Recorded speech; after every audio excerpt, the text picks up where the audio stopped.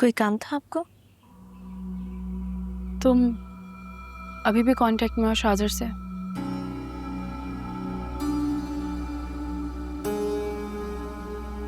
आप क्यों पूछ रही हैं? तुमने ही फोन किया था ना शाजर को। मैं शाजर को फोन करूं या ना करूं, उसके साथ कांटेक्ट में रहूं या ना रहूं, आप क्यों पूछ रही हैं?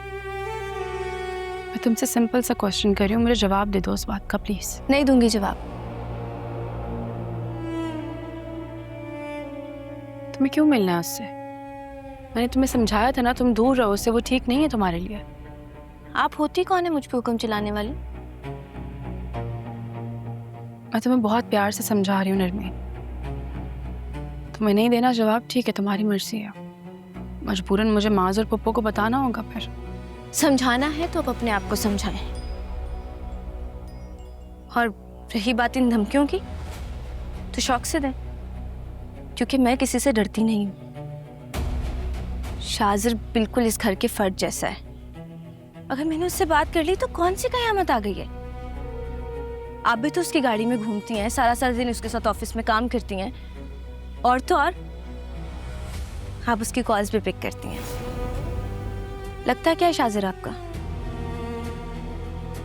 बल्कि मैं तो कहती हूँ कि चले आए अम्मी और भाई से बात कर ली जाए। उन्हें भी तो पता होना चाहिए कि आप ऑफिस में काम करने नहीं, शाजर की कॉल्स पिक करने जाती हैं। बहुत गलत कर रही हो तुम अपने साथ। आप प्लीज जाएं यहाँ से, और जितना हो सके मेरे मामलात से दूर रहें।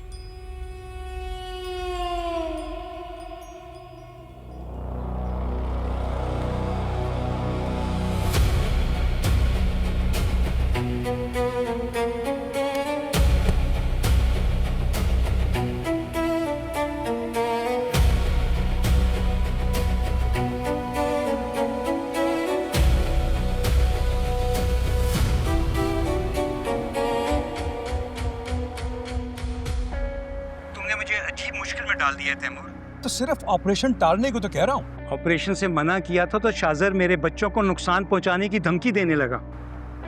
मुझे आइडिया नहीं था कि शाजर इस हद तक जा सकता है कि इस फैमिली को बचाने के लिए किसी को धमकी तक दे सकता। क्यों आइडिया नहीं था तुम्हें? तुम जानते तो हो वो कितना जिद्दी है। मैं शर्मिंदा हूँ। कौन है ये लोग जिनकी वजह से शाजर मुझे और मेरी फैमिली को थ्रेट दे रहा है, और तुम ऑपरेशन से मना कर रहे हो? तुम वापस आते हो तो बताता हूँ। इन छोटे लोगों ने शाजर को अपने शीशे में ऐसा उतारा है कि उनके अलावा कोई नजर ही नहीं आ रहा। पैसा पानी की तरह बहा रहा है। तुम देख लो, तुम अगर शाजर को रोक सकते हो तो रोक लो। मैं वापस आकर ऑपरेशन की डेट दे दूंगा। मतलब है तुम ऑपरेशन करोगे? मेरे पास कोई और रास्ता ही नहीं है। जाने किस किस के सामने ये लड़का मैं शर्मिंदा करवाएगा।